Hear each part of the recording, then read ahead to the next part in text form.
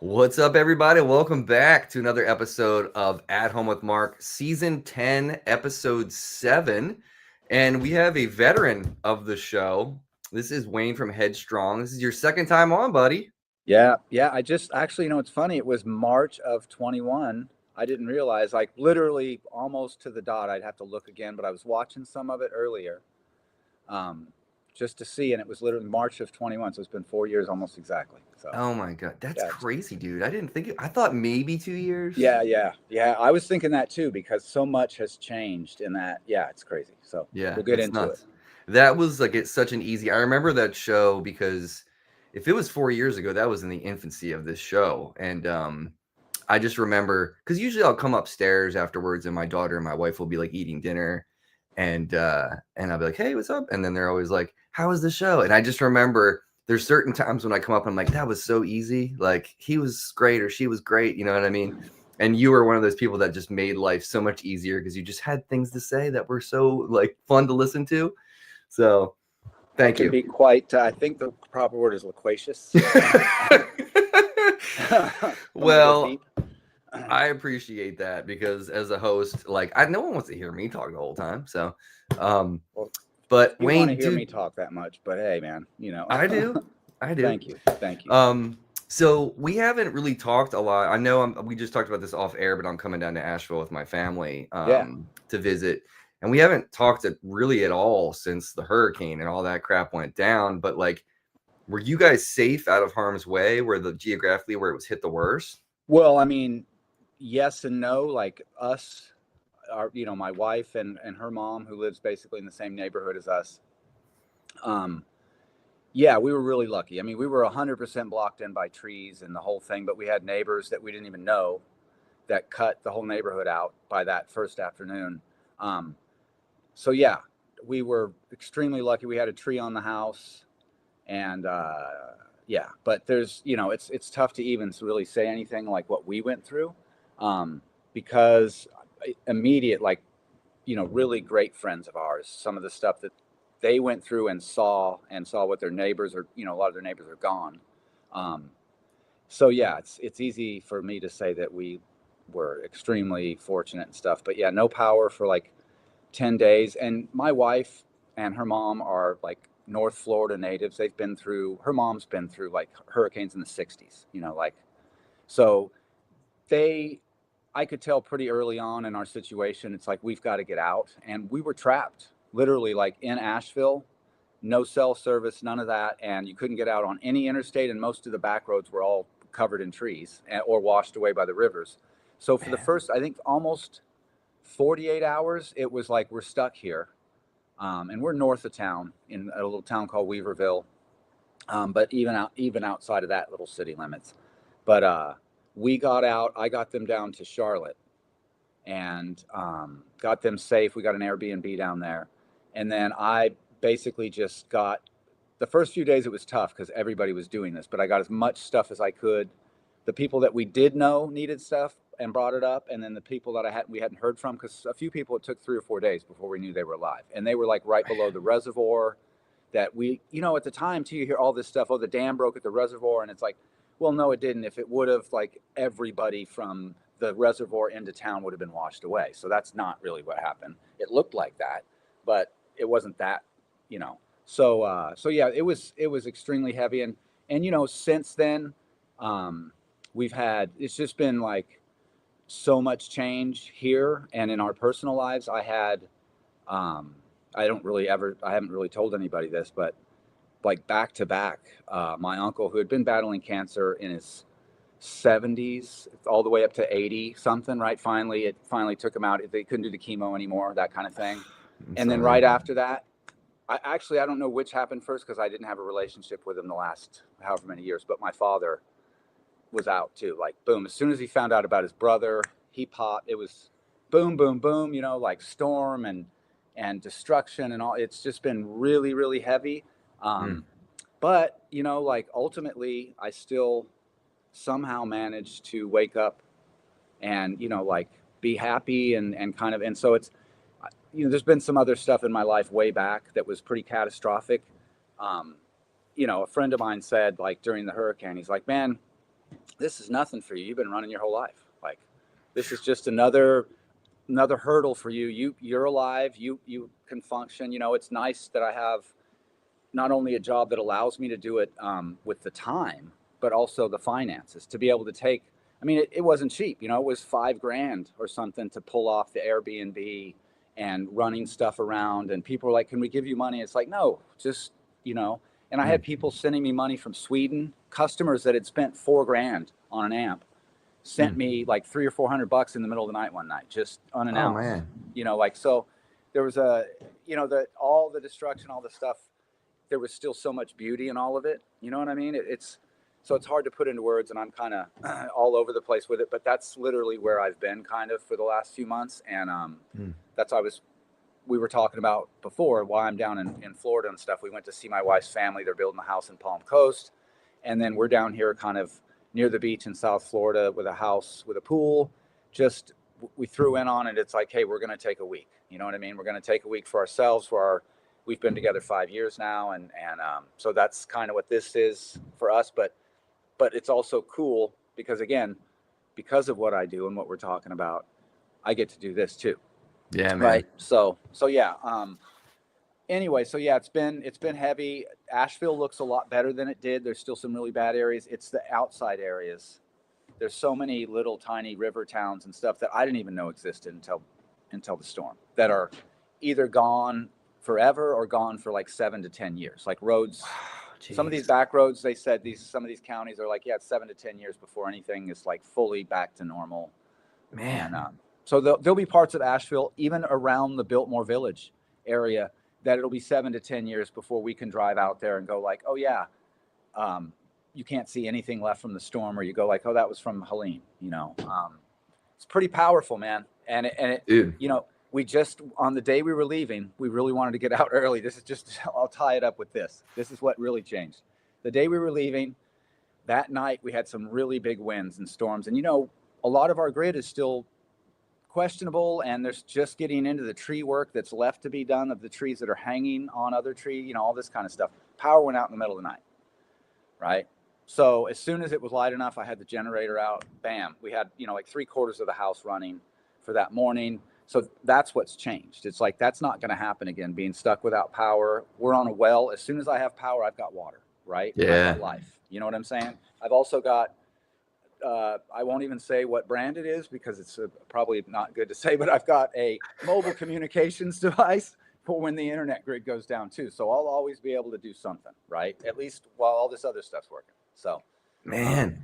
But yeah, it's been pretty heavy, man. It's been a heavy. I guess it's been like, it'll be 6 months when we get back, actually, since the storm. So that's nuts. Yeah. Has that ever happened before in Asheville? Like, because that was what was crazy about it, is when I heard about it. I was like, those what? flooded areas I've seen it. I've been in Asheville on and off basically since 2002. So, basically I was gone for a few years to California. But basically it floods, it's probably flooded 4 or 5 times, pretty bad. Like the Wendy's and stuff that flooded this time would go to like the windows, or one time it went to the roof, right? Because the rivers come together there. But honestly, the way it looks now and the way that what actually happened, water has not flowed through there like that since those valleys were made originally. Whenever those valleys were started, whether, whatever you think happened to make those mountains and those rivers run there. And that's the only place you put roads. You don't put roads on the side of a mountain. You put them down at the bottom, and that's where the rivers run. And that's why all that stuff washed away. So as far as we can all tell, the French Broad River and the Swannanoa rivers have never run that high since they ran high enough to cut these valleys and lowlands. So man, it's crazy. It's literally like, when we drove into town that first day, when we got out, thanks to our neighbors, God, I felt helpless. No chainsaw. I used to cut trees down in Tahoe and stuff for the Forest Service. I mean, like nothing. I didn't have anything. 5 gallons of gas and a couple propane tanks, I think, like nothing. And we live in the woods, so like you got to do a little better than what we were doing there. Mm-hmm. But we drove into town, into the River Arts District on, coming in kind of from the north of town. And a friend had already found us and come out and told us it was total devastation. And we thought, what are you talking about? And we drove in and we saw like an O'Reilly's auto parts store that's probably 20 feet tall, that was like 18 feet underwater. And Dude. the river that used to be a few hundred yards was now looked like a mile wide.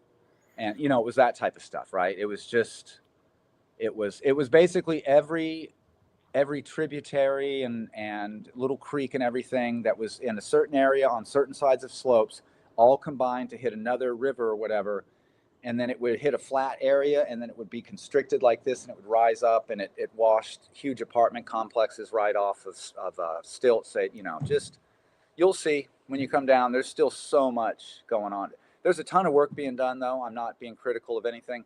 Something like this, just like what just happened to my friends out in California, and, you know, friends and family out there, clients too.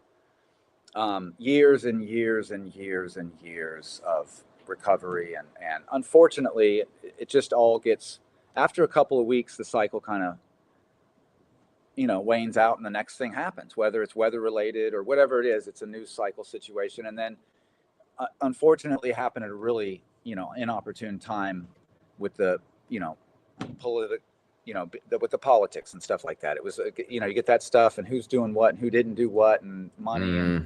And we're, at the end of the day, we've got people still living in tents that made it through the winter. Some of them froze to death. Like, that's the kind of stuff going on.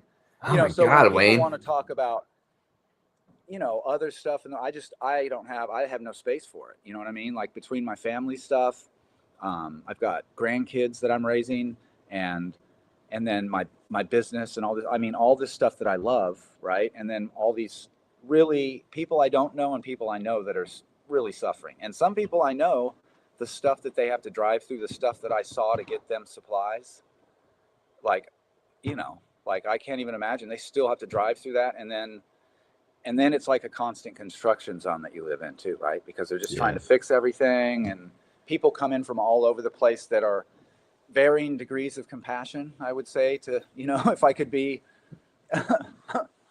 nice about it, Right. you know. I've heard some stories from my friends out there, you know, like the stuff that they get called when they're just trying to drive through what's left of the road that Their they home. Yeah, exactly. Yeah, dude. So yeah, it's pretty easy to be happy, man. You know what I'm saying? Like, easy to go like, oh, that's what's going on in the world. Rolls right off. You know, it's like, okay, because I still got to deal with like what's in front of me too a lot. So that's a good perspective to have. I mean, Mother Nature is not to be trifled with. It's like, you know, it's every time she's going to win, man. Every single, and they're already building stuff back right where it was, you know, and just because that's what we do. Yeah. So, and what else are you going to do? Totally. Yeah. No, like you said, it's like, I love the Ted Lasso quote of like, onward, forward. You know what I mean? It's like, you just got to do it. Yeah. So, well, moving I'm forward, glad you're okay. Yes. And your family's okay. Sounds after that rant, I think I went on for almost 13 minutes. Yeah. Sounding solid, man. No. Well, we haven't caught up, so I wanted to catch up to see how you were doing. It's important. Well, so after that, I mean, obviously, I cannot believe it's been 4 years, first and foremost, since the last time we've hung out and done this. I was thinking it was like a couple years personally. So yeah, it's nuts. But like, there's so much that has changed and so many things that I see happening. And like, one of the main things that I saw happen, because our relationship and how I got to know you was through Danny Mayer. Yep. Which he's like, I think he lives like 10 minutes from here. I'm going to have to look him up this week. It's his birthday this week too. Danny. Oh, hell yeah. I'll be looking you up. Yeah. Hell yeah. I haven't talked to him in a while. I didn't know it was his birthday. I should hit him up. But then I see like JD Simo's playing your amps and stuff now. And I was like, oh shit, like Wayne's pushing this thing, man. It's happening. Like, so yeah. I wanted to ask you, how did you get to know him? Like, what happened there? Yeah. That's it was, I think it was early 23 and we had followed each other, exchanged a few emails, likes. I think like that. I put up a video the other day of me playing on a big hollow body. It was something he had played earlier, and I just kind of like had been practicing enough to feel like I could put something down that was comparable, at least in the ballpark or in that vein, that was in time. And you know, like just stuff like that. And I kind of figured like, oh wow, he follows me, but I saw the gear he had. Like, he's, you know, he doesn't need anything from me, but it's cool. I you know, I really loved the thought of him following and liking stuff. And And then I think I sent a comment or something on a story, and he told me he was sitting at his daughter's ballet class, I think, and he had just gotten back from a tour, and it had just washed like all of his gear. The whole tour just let him down. Constant battle, and he was just done. And I think he was a little, kind of bummed about it. And and he had just seen that Bill Frisell video recently that's on YouTube, up the Duck Creek Arts thing up there. I don't know if it's in Maine or something like that. And he's playing a little king. I don't know if it's his. I think he has one. I know he's used one a bunch in studios on records and stuff. And he said it was just so beautiful. And so he's just like, man, I really, like he just reached out basically off of that comment that I said and said, I'm really looking. And I thought maybe he'd want a Santa Cruz or something for the studio just to mess around with. He's like, no, I'm really interested in that little king. And I sent it.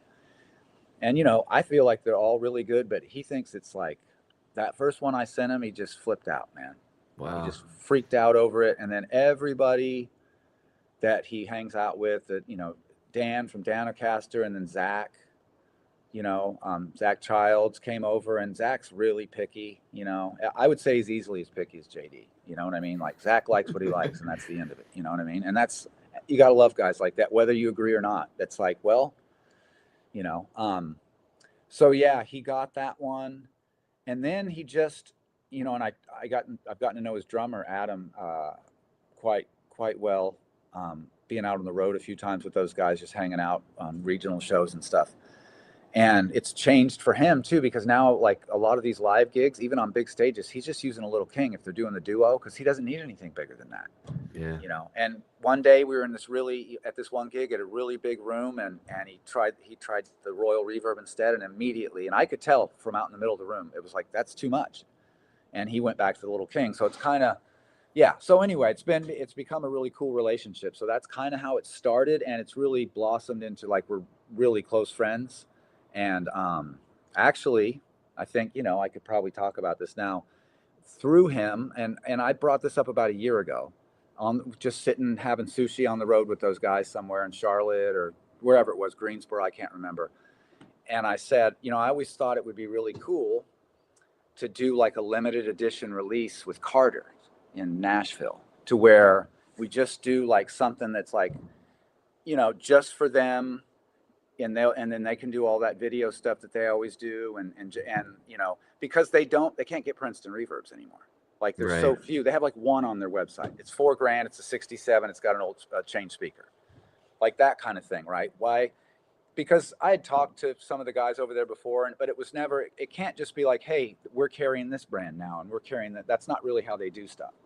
And they were both like, dude, that's a killer idea. And JD's like, I'll talk to them.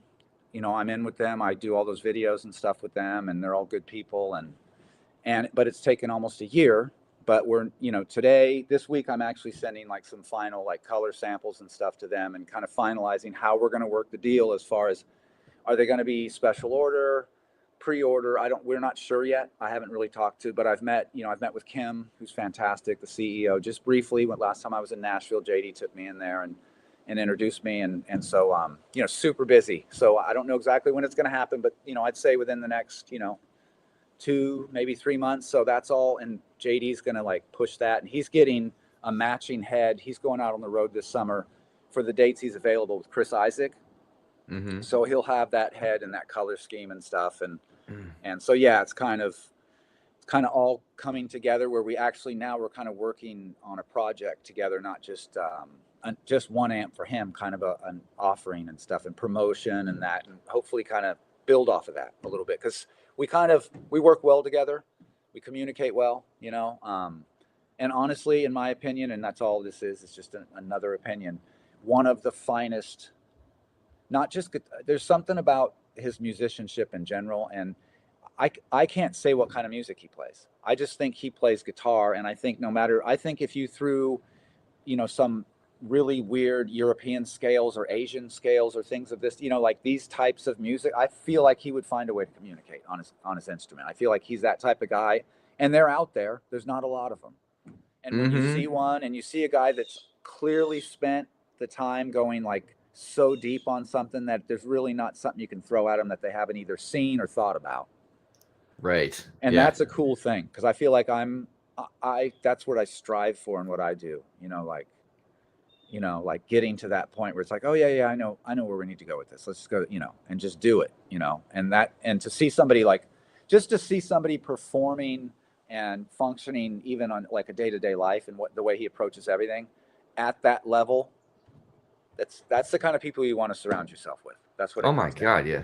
Yeah. So, He is on like another level. It's those Nashville guys like Bukovac and JD that yeah, are just like beyond guitar player. They're like, it's just exuding music. Like yeah, every like ounce of them is just like the sweat that pours from them is the 16th note. You know what I mean? It's like, yeah. you know Like what if there is some kind of beam from wherever, right? It's going through those guys. It's like there's a boom, and it's connected to to Yeah. whatever, and we're all standing there like, oh, I can touch it, I can feel it, right? Right. But those Yeah. guys are the full connection of that energy of that type of level of playing an instrument. There's drummers like that. And you know it when you see it. And I knew it immediately the first time I saw him in this tiny little club in Winston-Salem. Even at the sound check, I was just like, wow, man, this guy is just all the way through. It's all figured out kind of thing. And So is he? So he's exclusively like Lil King. Like he's not. He doesn't want anything louder or bigger. Like he's. Oh no, he has. Okay, so Little King is most of the duo stuff, and the stuff he's doing with Luther, the Luther trio Dickinson. where it's they're switching off and stuff. That's mostly Little King. He also has a Little King. A lot of people think it's an S. It's a brown one. That's just like what I call a Little King X, which is kind of in between. I don't really talk about it. There's some blogs about it, and people have heard of it. It's basically there's such a huge step between a Little King and a Little King S that I created something in between that really is. It's not like one thing, it's a bunch of things. It depends on when somebody's like, I need this, but I don't need this. It's like, okay, well, there's somewhere in between there, and there's so much room, I feel like, to move with nuances in between those two models. So he has that, and he'll use that a lot at the live Nashville stuff, like when it's a blues gig, when he's playing with Austin John or those guys at Acme or at the Bowl. Right. But his stuff, he can get away with a Little King almost all the time because he's setting the level. It's just him and Adam most of the time. Even if he's with a bass player, it's still his level. So he's going to start. Little King is his level. He also has a Royal Reverb, which I just brought. It was, I think they were out. He was out with the Allman Brothers, Allman Betts thing, the Allman with Devin and Dwayne, and opening. And I brought a Royal Reverb. I didn't think he'd want to try it because he had an old deluxe reverb. So he got, and he's like, oh, I love it. I'm, blah, blah, blah. And that was when on another gig the next night was the one where he tried it in this really big theater, and it was still just too much amp, right? Man. But he has that. And then he asked me for, when he goes out and does like Samantha Fish opening and Tab Benoit, they want him to sit in. So he's got like a brown vibroverb with a 12 for that. Oh man. So yeah. And I think that's it. And then he's going to have a head for the Chris Isaac thing. So yeah, it's mostly Little Kings or Little King derivatives. Okay. And then a deluxe. And when he got the deluxe, a couple weeks later, he said, "Oh, I sold mine. It's gone." I was like, dude, that must be like such a compliment. It is, man. So here's the thing, and I don't know if I told you this. This was a while ago. So like maybe 2 years ago, I went to NAMM, and my buddy Chris lives in Burbank, and I stayed with him, and we went to NAMM together. And then the last day that I was in LA, before I had to fly out the next day, he's like, let's just go to a bunch of music shops. Let me take you to all these cool music shops in LA. So we went around to like 5 probably different music shops. And then we ended up, he's like, there's one more that I want to take you to that's closer to my house. So we went to LA Vintage, and I went in, and it was just us and the dude that was working in there, and he was super nice. And they had this Sam, probably. It might have been, yeah. But he had this really cool, I was talking to him about, I wanted to get a Les Paul Special because I didn't have any guitars with P90s, and I was not familiar with P90s, but everyone's always like, oh, you would love them. It's like in between that thing. You know what I mean? Yep. So he's like, here, you want to plug into this Headstrong? And I was like, yes, because I've never played through one. and it was a Little King, and I think it was an S. And I just remember plugging that guitar in, and now the guitar's action was way too low for me. I like to fight it a little bit, but yeah. But man, so focused and so nuanced. I was Oh, like thank you. pretty knocked out of, because like I'm whatever, blah blah blah. I'm endorsed by that company, and I've been working with 2 Rock for years. But I've told you, at some point I'm going to get one of your amps because I need a good combo amp to go Right. to gigs. Right. And I'm always between like the Princeton and the Deluxe kind of thing. And I know the Princeton's probably better for me, but regardless, I remember playing that amp and being like, okay, all right, I understand now, Yeah. Well, thank you. Yeah. And Mhm. what you're talking about, something I run across. I'll get emails, and sometimes the emails will be like really, really deep, and which I love all of them. All of them. Anybody that's asking, what do you think? What should I do? Even if it's not something I build. But really, what I've tried to do these last few years is like simplify it a little bit more. Like for you, for instance, it's like, first of all, you got to narrow everything down. It's like, well, what do you have already? What are you using? What do you like about it? What do you don't like? What do you wish you had?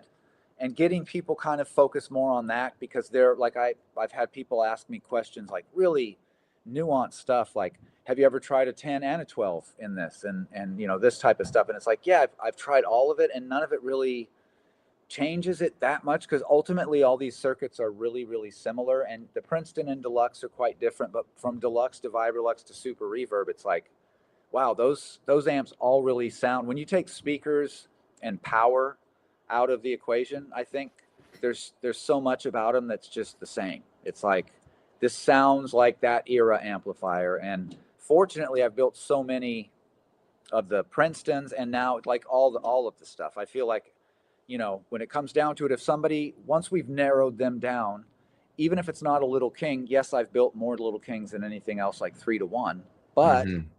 I've built a lot of Deluxes, I built a lot of Supers, and those amps are basically like, whether you've built 10 of them or 100 of them, it's like, you know what you're doing, and you know how to make them really sound good. So it really comes down to, what do you want to find, and what does it sound like? Well, it sounds like a really good Deluxe reverb, or it sounds like a really good Super that's going to turn on every night, right? And it's going to Right. thump.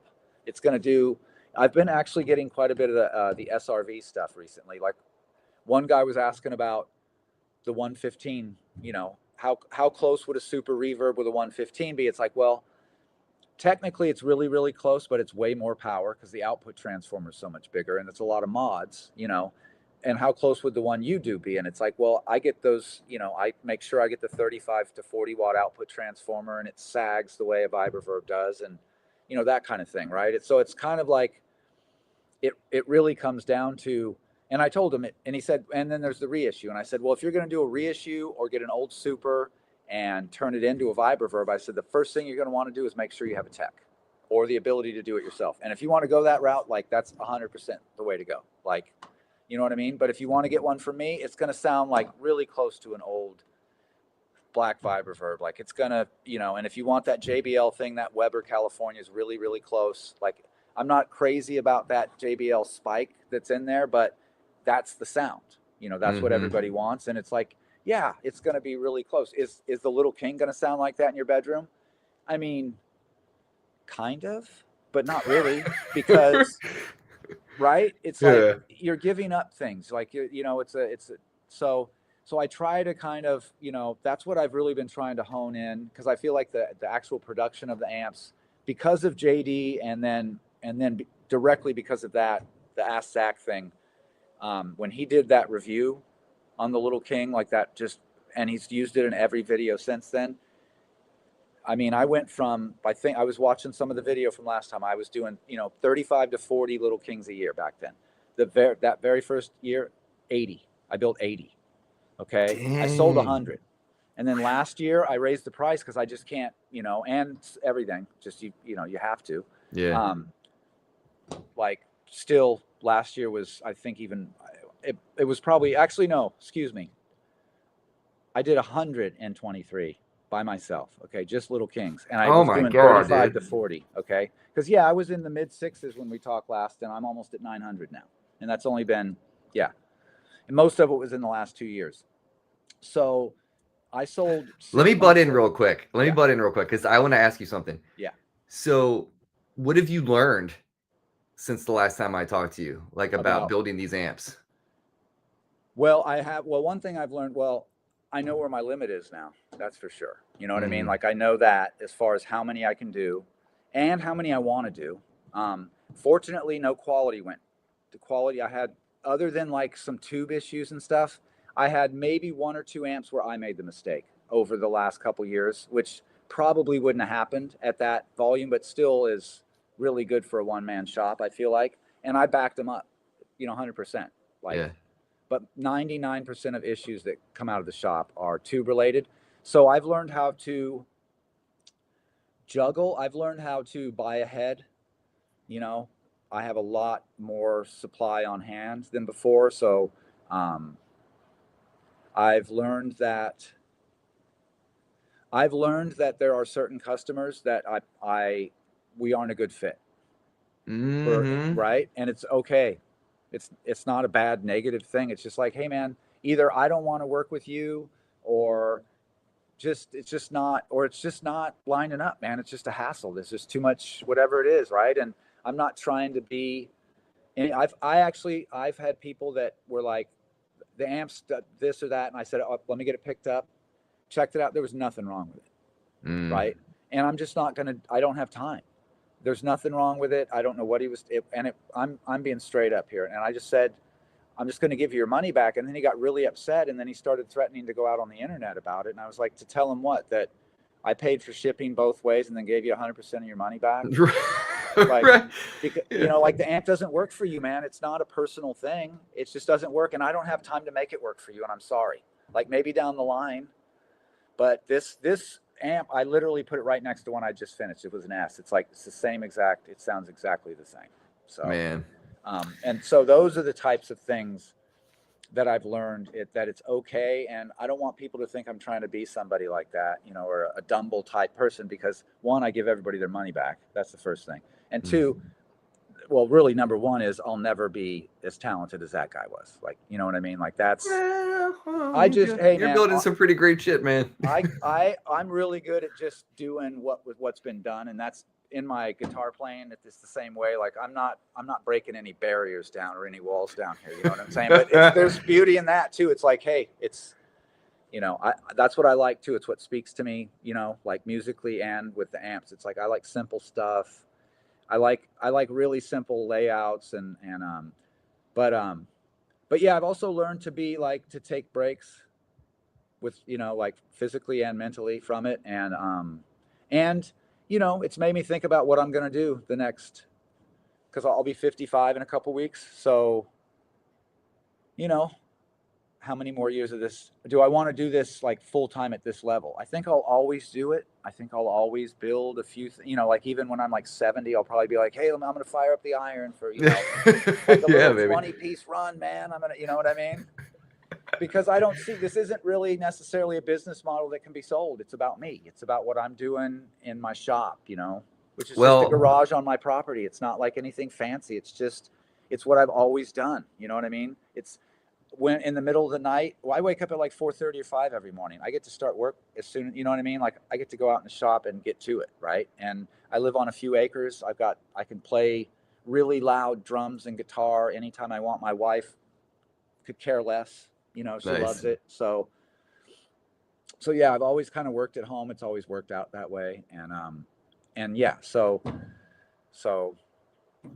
know. Well, Miles is kind of speaking to this because you're so passionate and so excited about what you're doing, and that it comes through in everything that you do. So it's like even just your product alone in and of itself is just like, all right, this is me. Like this is me giving you the joy that I like to hear Yep, when I yep, play.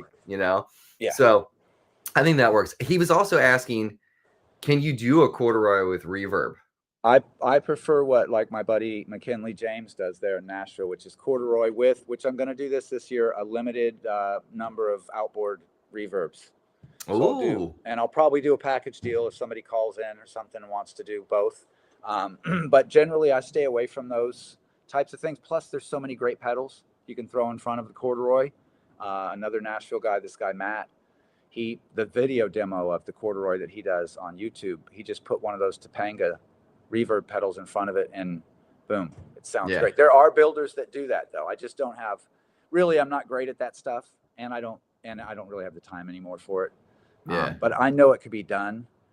I have thought about it though. I will say that I've thought about, because it's basically the same preamp and volume tone instead of treble and bass, but maybe doing a Brown Princeton reverb. So it's got the Brown Princeton preamp, but then there's reverb in there. But I don't know if I'll ever get a chance to, hash The it other out. thing we talked about last time was about the super and the Yeah. harmonic trem stuff. Yeah. Have you looked more into that? And or is I- it? I'm sure man, it's complicated, man. Yeah, I mean, it's totally doable. I've looked, I can do it. The parts are there. I've already got the bill of materials put together, and I think I even had some boards made and then never followed up on, like just the actual fiber boards, had the eyelets put in them for me, and just did like 20 pieces of them or 15 pieces or something.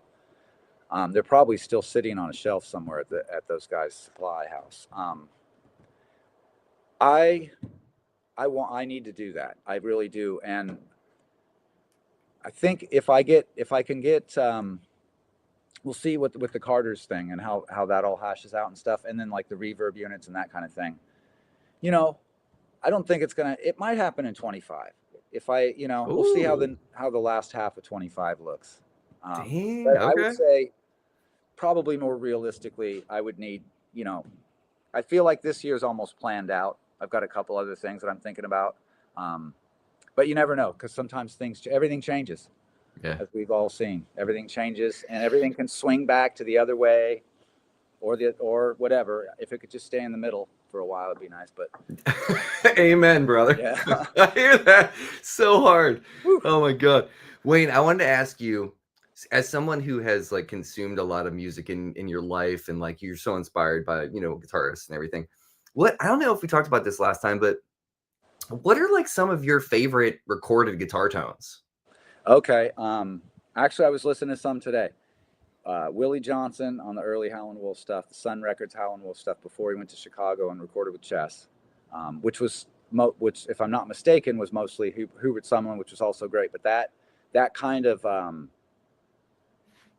barbed wire, like really primitive blues tone is Okay. that. Hendrix, like the intro to not Slight Return, but just the Voodoo Child with Steve Winwood on the keys and stuff from Electric Ladyland. Mm-hmm. That like 12-minute, the intro to that thump, that throaty strat. Oh God, that's my fave. You know what I mean? Mm-hmm. That's not a SRV. It's just like that kind of thing. And I just got I've had a made in Mexico Strat for a long time, and it was all right, and I put decent pickups, but it never really had that. And I just got an American Original one, the one that preceded the American Vintage 2 series. And I had my guy in Asheville set it up a little bit better for me, and it has that. Like when I pluck that low E string, you know what I mean? It thumps and it's throaty, and I'm like, oh man, I really missed. That's all I played for years was Strat. I played a white Strat with a maple neck, left-handed, American 89 American Standard. That was my main guitar. So that any Strat tone like that for sure. I did 100% early on the Stevie Ray Vaughan, but I said this on the last record or in the last recording about Jimmy Vaughan. So Jimmy Vaughan on the first T-Birds record is one that's tough to beat. And then 50s to mid 60s like BB King, that 335 sound that he get, just really. And then Charlie Christian, T-Bone Walker. I really like the blues guys a lot. But Clapton's Cream Tone with the 335. That's just blues too, but it's definitely, more modern guys. I would say, Krasno. Kraz. Oh God, yeah. And and JD's got impeccable tone. Honestly, yeah. So the other guy in Nashville, I'm working with quite a few guys, Pat Sweeney, a bunch of guys in Nashville, but McKinley James and Austin John, those two guys, like for young guys, man, they really, really I feel like they really nail the tone, that really vintage tone, whether they're using my stuff or old stuff, or even I've heard them play on reissue stuff, and they just sound really, really good. But yeah, and Kid Ramos, the guy out on the West Coast, Hollywood Fats. I think I've had to have mentioned him before. Mm-hmm. That's to me like one of the pinnacles because he's kind of a culmination of all the blues guys I love, and he had this jumping, swinging thing that just, and he could play like really old country blues and all that kind of stuff. He was another one of those guys I feel like that was connected to somewhere else, and it just kind of came through him. Um, Mm-hmm. but uh, but yeah, current What players was by far, JD Simo's my favorite by far. Oh my God. Current guys. Yeah, man. What was Jimmy playing in that Electric Ladyland stuff? Was he playing a Marshall or was he playing a Bassman? You know what? I don't know, man. I don't know. That's hard to say. Yeah, I'm wondering because it's like, It really does. I mean, that tone, like the whole throaty thing Yeah. is like that. And what is that? Is that just like mid-range focus? Like, what is it? Yeah, I think How do you it is. describe it? Yeah, and I think, and I think like looking at that beautiful amp behind you, that two rock, Mhm. like I feel like they used a certain evolution in that sound as the jumping off point to where they went, if I'm not mistaken. You know what I mean? Like, Mhm. I don't feel like they started with 100% on all their stuff. Some of their stuff probably they did, where they started straight from a deluxe reverb. I feel like they started down the line from a deluxe reverb somewhere maybe, and then went and jumped off from there. Um, and I don't really know what it is exactly, but I do think there's a mid-range structure there. There's also on some of it, it's a combination of like the speakers really being, especially at a certain era, they were just maxed out all the time. There was Mm. never enough speaker wattage in those amps. They were all cranked, and so there was this like really nice balance of things too, where everything's just working and overworking. You know what I'm saying? Because I feel like, you know what I feel like sometimes too. There's certain amps that'll jump off from the Stevie Ray Vaughan or from the John Mayer, right? Where their tone starts, they'll go from there and go deeper into that tone and stuff, which is further away from the original circuits, which were all pretty much Fender based circuits, right? Mhm. And not and but that's great because now you've got somebody like me who's doing like just trying to go all the way back, and then guys that take it from where we all thought was like, wow, Dumble evolved this to something we'll never go, and now this guy's going even further than that with it. You know what I mean? I think I don't know him personally, but I've heard really good things about the Amplified Nation guy as far as his heads too. As that Taylor's the great. Dumble, yeah, He's a never. nice guy too. You guys would get That's along. what I've heard. Mhm. I've heard that. So, but yes, the two rock thing. Like I met Doyle once, and he had a couple of those. He had the suede ones. Mhm. Um, man, those things. I've never heard an amp fill a room quite like that. You know what I mean? Like it was impressive. Like they're and that's the other thing too. Like what those guys are doing, and I know I think you interviewed Mark Bartel. Mhm. He's right here, man. He's in Baltimore. Yeah, He's that's a like super nice guy. that's what he's gone. He's gone all the way on that. You know what I mean? Like I have he one of his old amps the from Tone Tone King. King. Oh, was it one that he built too? Yeah, so he Oh let me wow. borrow the Sky King Uh huh. because I was gonna go shoot some video for him. And he's like, I'm not ready to do it today because he has a new amp coming out soon. But he was like, why don't you take that and gig it? And he's like, I don't need it right now. So I've been Okay. playing it. Yeah. So I've been playing it around town, and man, like, yeah, and his Iron Man attenuator's built into it. Okay. But it is a loud, like if you really want that thing to do what it does, you got to turn it up. It does something that I've never heard before in terms of the amount of air it moves. This amp, when I have it in the 40-watt mode setting, Yeah. if I'm on a bigger stage and I can do that, which I don't have the opportunity to do it. In fact, they built me I have a little 112 cab too, like right Oh, next to okay. me. Like, Right. yeah, there it is. Yeah.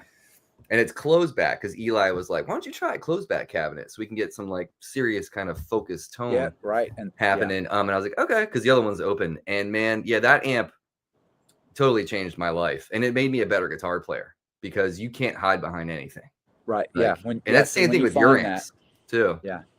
Like you can't hide it because there's like this, yes, there's this vintage element to what you've got going on, but like there's also this modern high def thing that happens along with it. So you can hear all the bloom of the notes and you can hear all the articulation of the notes and like Yep. harmonics and the beauty of all that stuff. So the way that you guys are all building amps these days, it's just like a continuing, like if you're just rolling down a hill, Yep. like, Yep. do you know what I mean? It keeps going. Which is what, like that's what's should happen, because there's always going to be people, just like there'll always be people like me that are just anchored in the beginning of it, right? There's going to be just as many guys that are literally like putting lines up and going for like crazy stuff with amps, like taking risks and stuff with stuff, like I'll never be that guy. I'll always be like, I don't really want to do that, partly because I really don't know what I'm doing once you take me out of my comfort zone. In a lot of ways I do, but not with the same like confidence and really like the love. Like what I love to do is when I plug in a little King and it sounds the way I build it, you know what I mean? Which is the way I think a really good Princeton should sound like. That's what I want to hear. I want to hear that, and I do get that thump out of my Strat. But yeah, when I plug into like a deluxe or I'm building a guy, I don't know how but anyway, 2 of the Brown Vibroverbs for his studio. He wants matching pair. I actually built 3 for one guy last year. Dang. 3 did a 112, a 210, and a 115. What's so special about that circuit to you? Well, it's cool. To me, it's got the reverb sound of the later, deluxes and supers and all that. The tremolo's the same as a Princeton, and what else is in that era? It's not the harmonic; it's the bias vary trim. So it's got a nice swampy trim that's not the psychedelic swirl. It's just a little swampy, and it's soft for 35 watts. It's not like a Vibrolux reverb. It's a little softer than that, kind of. It's not as edgy. And then it's got a tapped treble control. All kinds of theories as to why.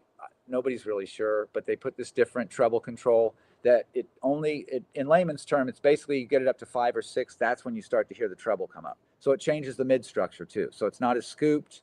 It's just a really cool amp. The last time I checked, I think I saw one.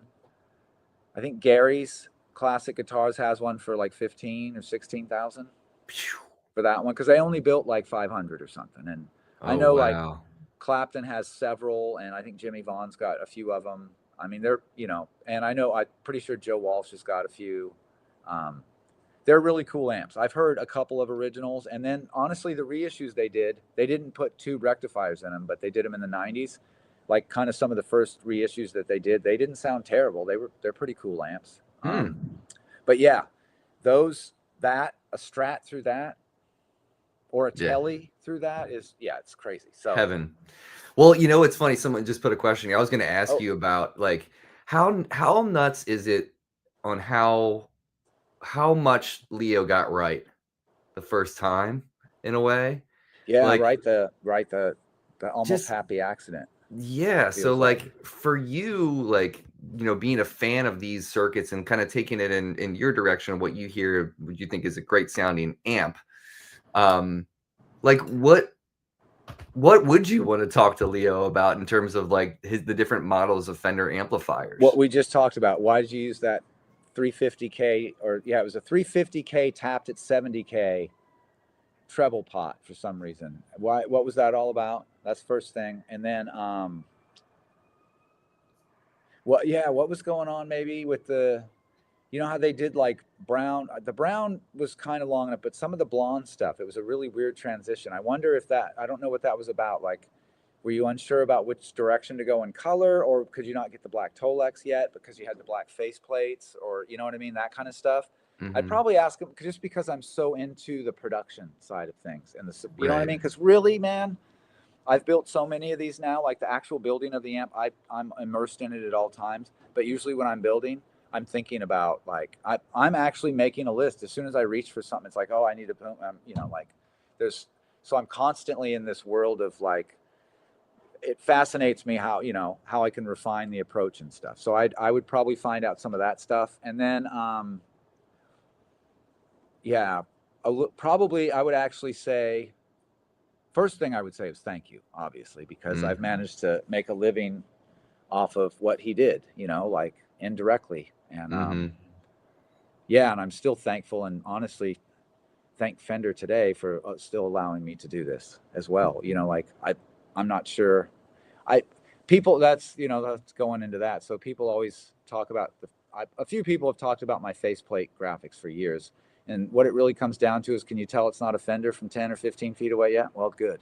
You know Right. what I mean? Because that's what I want. I want people to know that it's not a Fender.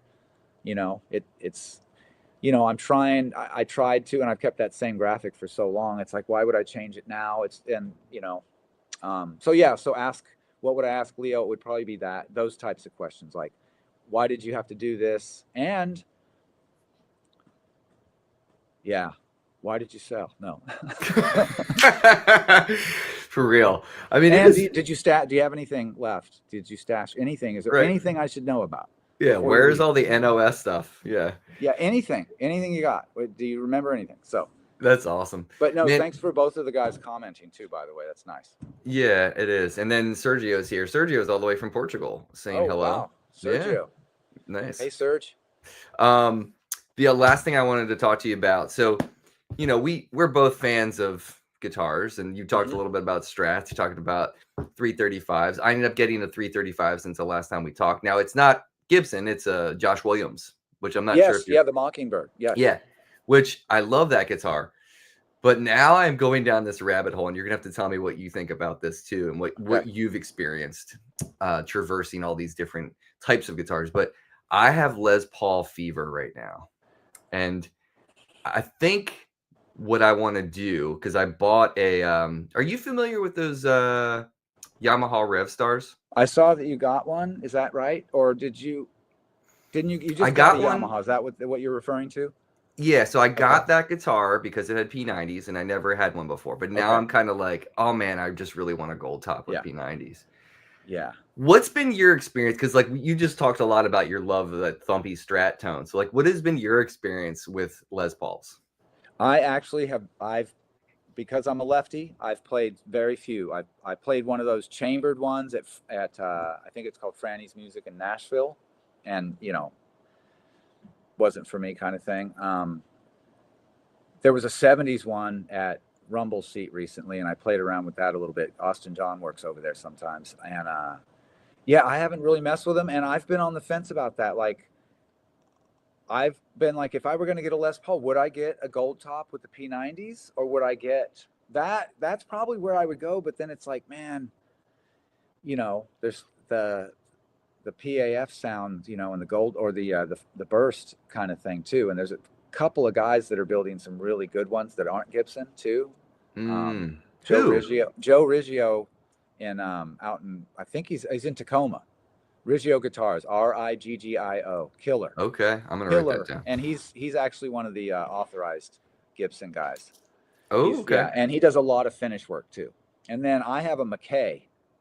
Those guys know each other very well. So I have a Ken McKay 335, and honestly, I've never had an instrument like that. It's he does they were actually the old 59 335s were actually 4-ply, and most builders are using a 3-ply, which is just how it is. He actually glues, and he picks the laminates, and boom, the mold, the whole, it's his first lefty he ever built. And, Oh wow, that's cool. yeah, I've just never really had it. Once you have like a really, really high end instrument, like, cause I have a bunch of import stuff. I'm a lefty, man. I've got some cool pickups in them. Yeah. I've had a few guys, like I've got a guy in Asheville, Iceman Guitars, and he works on a lot of my stuff, and he makes it really, really playable, but it's still an import, and it still feels like an import. You know what I mean? That's what it is. It's $1,000 guitar. It's a $1,500 guitar.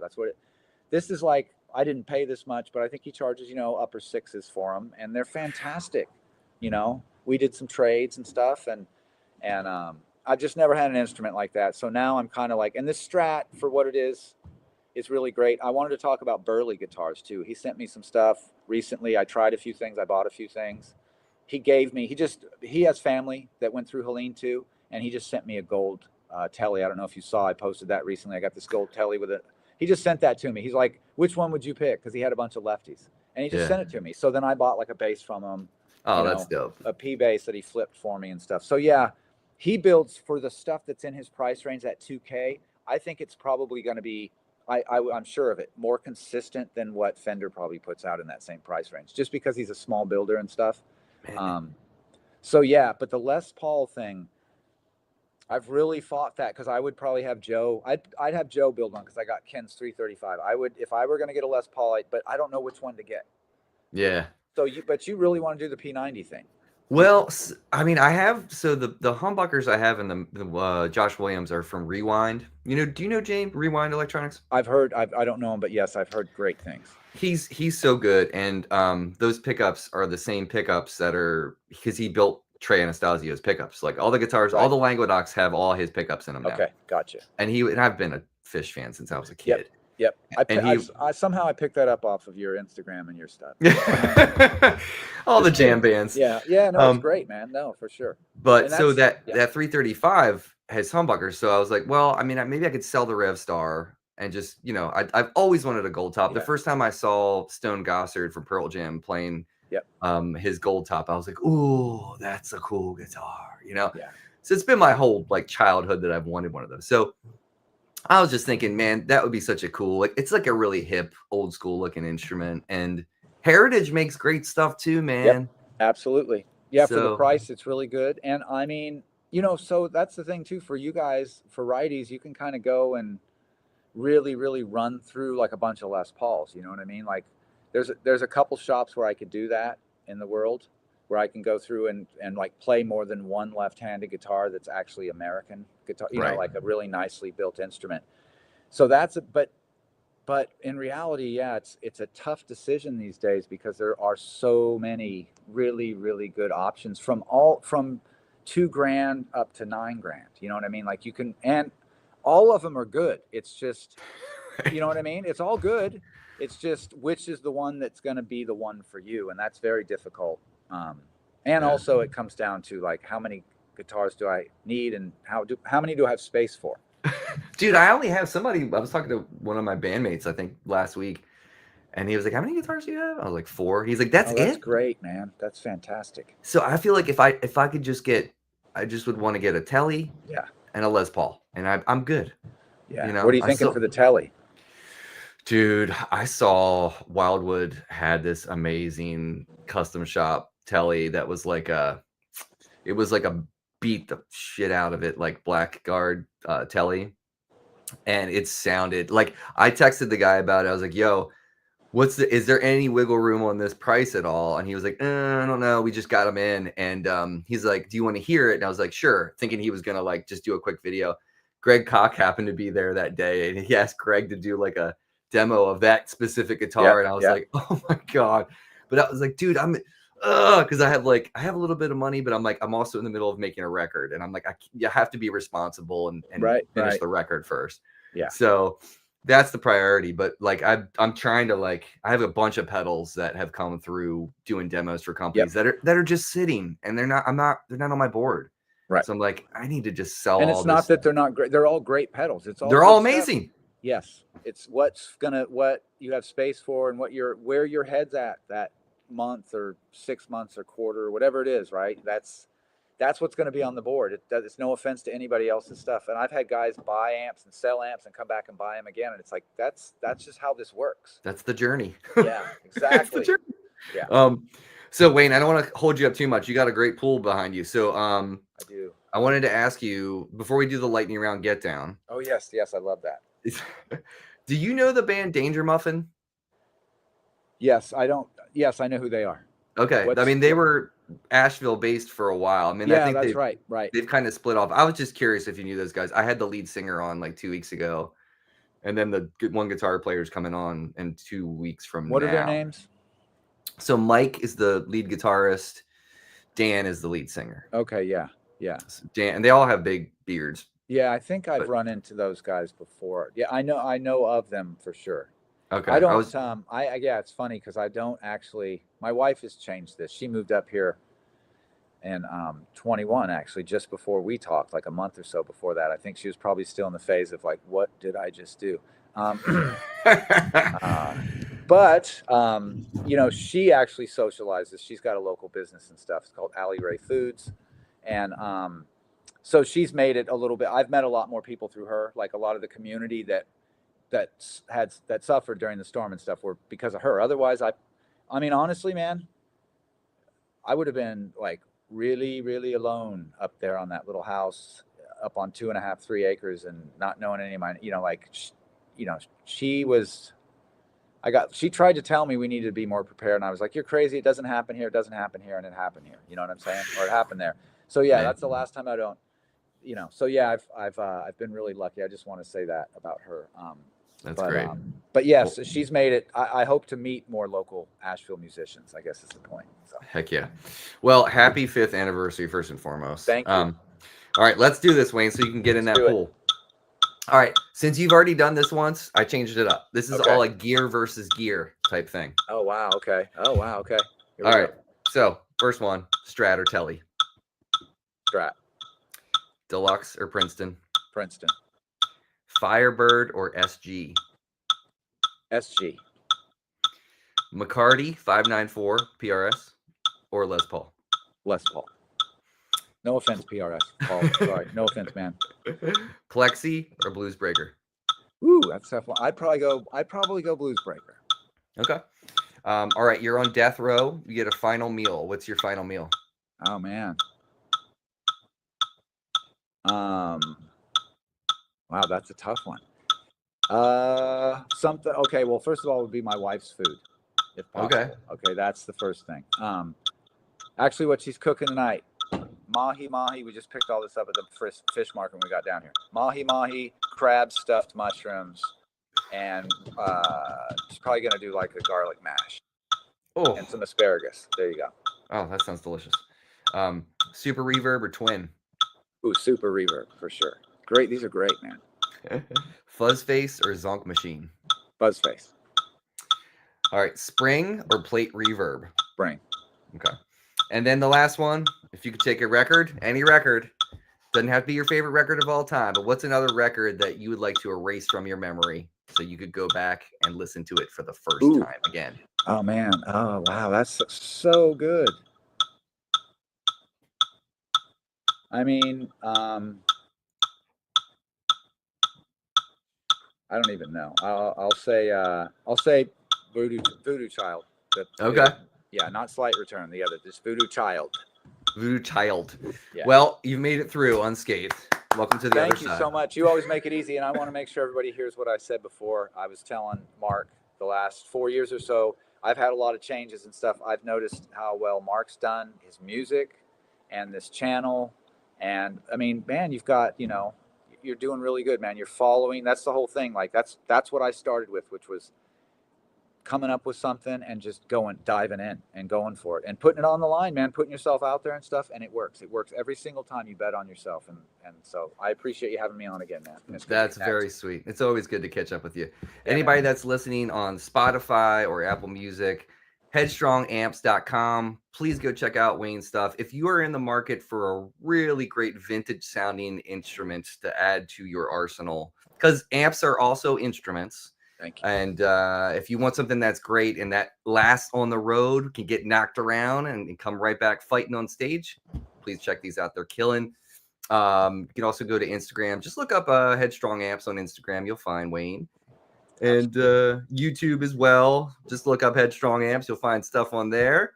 Everywhere. Just go do it. Why are you waiting? Just do this thing. You want some good tone? Headstrong is where you want to be.